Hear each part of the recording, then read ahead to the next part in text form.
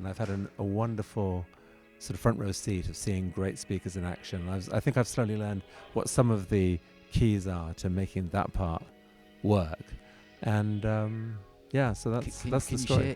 Can you share some of those key parts that you mentioned there? I mean, I think that the single biggest thing is to view the future as just this inevitable destiny that we have no control over. We shape it, and ideas is how that happens. Stories allow you to put yourself in the shoes of someone else, because as you go step by step, as someone describes it, you feel what they felt, and so it's the most compelling way of holding someone's attention and building a connection. From a TED point of view, the key to a good story is that idea just might light up a bunch of people's lives, not just now, but for years to come. That is what makes magic happen. With TED, the single best thing we ever did was actually...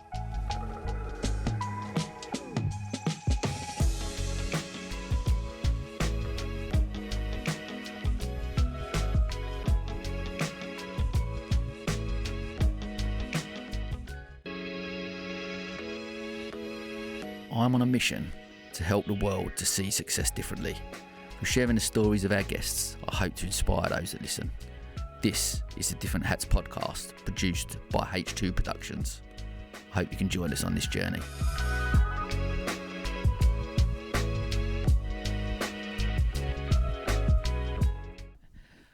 Okay, I'm here with the amazing Chris Anderson, ahead of the incredible event here tonight in Brighton Dome for the TED experience. So, Chris, how are you? I'm well. Nice to see you, Sam. Listen, thanks for... I know it's a busy day, so thanks for jumping on and joining me quickly. Listen, we're going to kick off always. I've interviewed hundreds of people now, and from Olympic champions to entrepreneurs to athletes and business owners, everyone in between, and trying to define what success means to people, especially high achieving someone like yourself. Talk to me. How do you define success, Chris? Probably.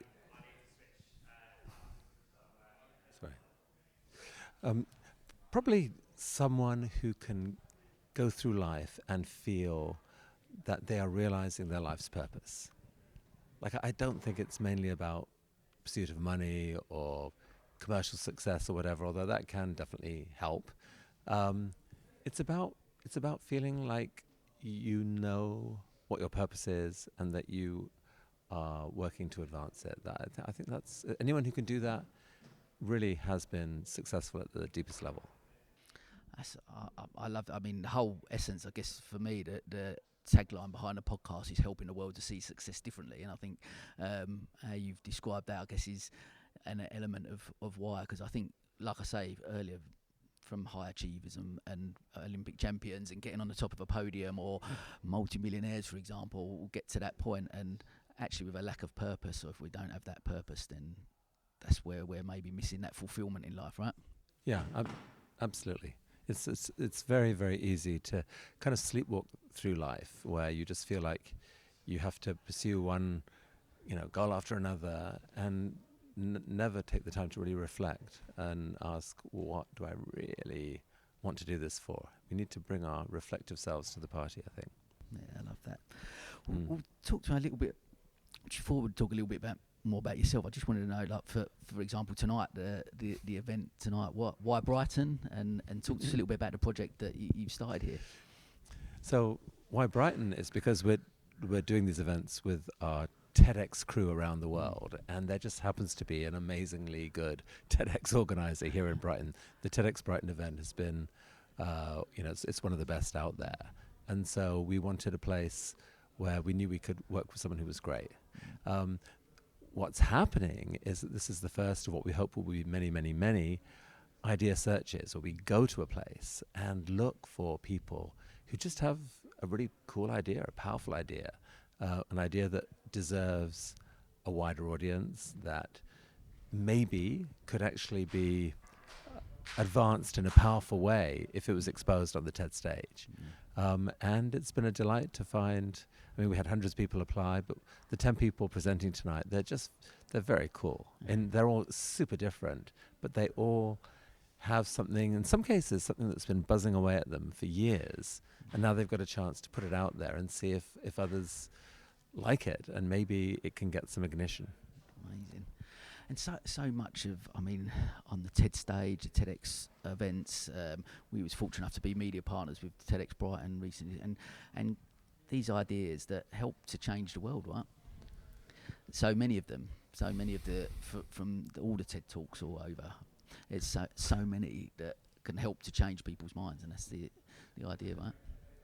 Yeah, I just love the fact that a little buzzy thing in one person's brain can spread to other people's brains and generate excitement and actually lead to something different happening, something being built or invented or changed, so that we don't have to view the future as just this inevitable destiny that we have no control over. We shape it, and ideas is how that happens. I love that. And from, I guess, from the element of storytelling, I guess, as well, that's so much of the TED Talks is around people sharing a story, right? What do you think, from your experience and being involved with TED for so long, what makes a great story? Yeah, it's interesting. Like, stories run really deep in us. Like, arguably, the very way we learn to speak. You know, I picture people gathered around campfires hundreds of thousands of years ago, huddled against the dark of the night and all those predators, and just gathered as a group of humans and telling each other stories. And stories allow you to put yourself in the shoes of someone else, because as you go step by step, as someone describes it, you feel what they felt. And so it's the most compelling way of holding someone's attention and building a connection. You can't really share an idea from one person to another unless there's that human connection. And so that's why stories, I think, play such an important role in a lot of talks. They introduce you to someone in a way where you get where they're coming from. You get what it is that they were worried about or thinking about, or the problem they were trying to solve. The story illuminates that, and it kind of makes you care about them, and therefore care about whatever idea they came up with. So, I mean, I think the key, like from a TED point of view, the key to a good story is, yes, that it's told in a way that the audience listening can relate to. So it's not based on just some obscure or completely individualistic start point that it's like no one else cares about. But two, that is told, we like to say, it's told in service of an idea. It's not just a story to make someone look big or funny or whatever, although that's fine, that can help. It's a story that illuminates why something needs to change, why something needs to be invented, why there's a riddle, why there's a puzzle. It's a story that activates people's curiosity, for example. Those are the best kinds. Yeah, I love that. And so much, I mean, as I mentioned, I host a podcast, I host a radio show, I've got a business club and magazine, and so much of that is around storytelling. I believe in it. I believe that's how we build true connections. And on that theme of storytelling, I'd love to just find a little bit more about your stories. If you could take me back to the beginning. What do I need to know about Chris Anderson growing up, about the shapes who sits in front of us today? Chris Anderson growing up was often a very awkward kid. I was born in Pakistan. My parents were missionaries in Pakistan. My dad was an eye doctor. So I grew up there, went to school in India, Afghanistan, but would come back to England for a year or two. Was often kind of the oddball out. Who is this foreigner, kind of thing. And definitely when I was at school in India, it was like co-ed school. I was the kind of slightly overweight, awkward, geeky kid at the back who struggled to have relationships with girls, and I was a little too earnest and nerdy maybe for his own good, but also just an unbelievably lucky kid. I mean, I had a great education. I got a lot of chance to dream. When I came back to England to go to school, went and studied initially physics at university, but then shifted more to philosophy and politics, and became a journalist. That was my first job. As a journalist, loved it, loved trying to write and make sense of the world. And then I fell in love with computers when they first came out, like 1981. computers first, you could buy a home computer as a thing, and I thought it was the coolest thing ever, that you could have this thing in your home that you could actually kind of program and get instant answers from. Wild. And so I combined love of computers, my journalism, and started a magazine publishing company. We just published nerdy tech magazines, computer magazines, and it kind of took off. It's called Future Publishing. It's still going today, actually. It went branched out into lots of other magazines. And eventually it took me to America, and where I discovered the TED conference. And so I ended up, during the dot-com crash, when things got a bit hard for the business, I did a sideways move off into TED and took TED over, turned it into a non-profit, and I've spent the last 20 years there as a volunteer. Still often kind of the awkward kid, but after, like I struggled, for example, personally, for a long time as a public speaker, like trying to stand on stage and introduce speakers and so forth. Don't think I was natural at it. I think a couple of the early years it was very touch and go, but I've thought about it a lot, and I've had a wonderful sort of front row seat of seeing great speakers in action. I think I've slowly learned what some of the keys are to making that part work, and so that's the story. Can you share some of those key parts that you mentioned there? What? I mean, I think that the single biggest thing is, if you're on a stage, is don't view it as this is your chance to promote yourself, your business, your cause. Audiences kind of don't always respond well to that. That feels like it's your ego first or whatever. We really encourage speakers to think of what they're doing as they've got a chance to give people a gift, the most amazing gift you can imagine, which is an idea. An idea, it weighs nothing, it costs nothing in one way to transfer an idea from your mind to someone else's. But that idea just might light up a bunch of people's lives, not just now, but for years to come. That is the most amazing thing. And so if you can do that and people feel that you're doing that, they will fall in love with you, they will think this is so exciting, and they will maybe do what they can to amplify that idea. So there's no rules. There's really no rules. People sometimes talk as if there's like a formula to giving a TED talk. We hate that. Something that sounds formulaic or cliched. No. There's 1,000 ways to give a good talk, and they all start with you being your authentic self, and with you just focusing on what is the biggest gift I could offer this audience. I love that. And so much, I guess, in life. Being true to ourselves, right? Living an authentic life. I know I often reference on the podcast about a book by Bronnie Ware, where she's a palliative nurse who talks about the 5 regrets of the dying, and the top regret of the dying that she found with her research was that I've not lived a life true to myself. So I think that pans across everything we do in life, but certainly when you're trying to share an idea, right, or you're trying to get someone to believe in what you're doing, it's got to come from an authentic place. Yes. Yeah, 100%. It's amazing how good people are at just sensing whether someone's being authentic or whether they're full of it. Yeah. And you're right. No one on their deathbed thinks, God, if only I'd spent more time in the office making a bit more money or whatever. That's really not what they think. Exactly.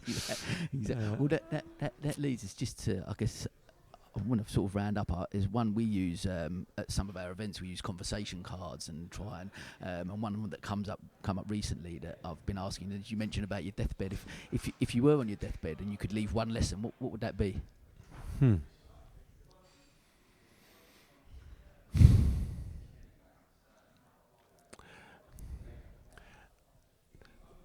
Figure out how to give your reflective self power over your instinctive self. Like, we are weird beings. We are really, really weird. We're full of these addictions, instincts, and it's most people, for most of their lives, are kind of owned by their lizard brains, effectively. We spend all our day doom scrolling, for example. Doom scrolling is being a servant to the brilliantly fine-tuned algorithms that are exactly trying to provoke and stimulate your lizard brain, to keep you addicted. So much of life is about, our diets, our exercise. We develop these life hacks to figure out, how to own our own destiny. And I just think that's so important, and we could and should apply it to the things that we work on. Are we really being what we most want to be? We should apply it to generosity. It takes an effort to be kind to people, maybe, but the payoff is incredible. That's where you get happiness and meaning, and people reciprocate and think differently about you. And so I think that's what I'd say is somehow take a moment every day, go on a walk, think about what you can be grateful for, and try and turn it into just a deeper version of yourself, a more reflective version of yourself.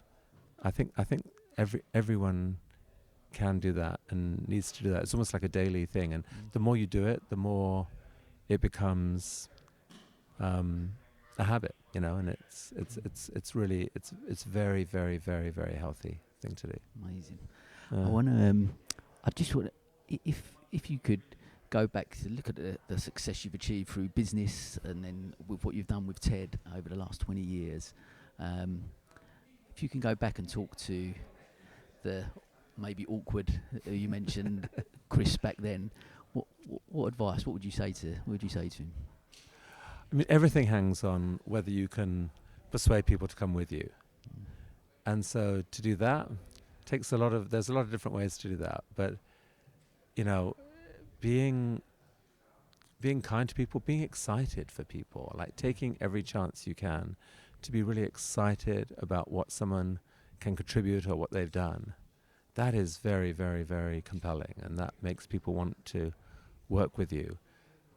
But also having a dream that's worth dreaming, that's dreaming up something that lots of people could get excited about. If you can do that and then throw yourself into it and let them know that they are key to it, that is what makes magic happen. With TED, the single best thing we ever did was actually to give away our brand. It was to say to people around the world, hey, if you want to do a TED event, you can do it. You've got to add a little X to it, but you do it. You own it. And, it's going to be your risk, your time, your effort. We'll give you some tools. But it's for you to do. And that act has led to literally thousands of people around the world signing up and saying, I'm in. And what they have done, like what Toby has done here, TEDx Brighton, is astonishing. It's astonishing. We could never have done this ourselves. And so I think that's what I'd say, is believe in the power of trusting other people to do their thing. Such great advice. And Chris, honestly, I'm so grateful for your time and sharing such brilliant knowledge with us and everything. And obviously tonight is going to be an awesome event, isn't it? It's going to be really exciting. Exciting. It's a first for us. We've never done something quite this way. We want to see whether these 10 individuals can unlock some magic and inspire others to get involved with their ideas. We'll see. Yeah. It could be really cool. I wish you every success for tonight, and I'm sure it will be amazing. I'm looking forward to watching. So thanks again for your time, and we'll see you soon. Thank you.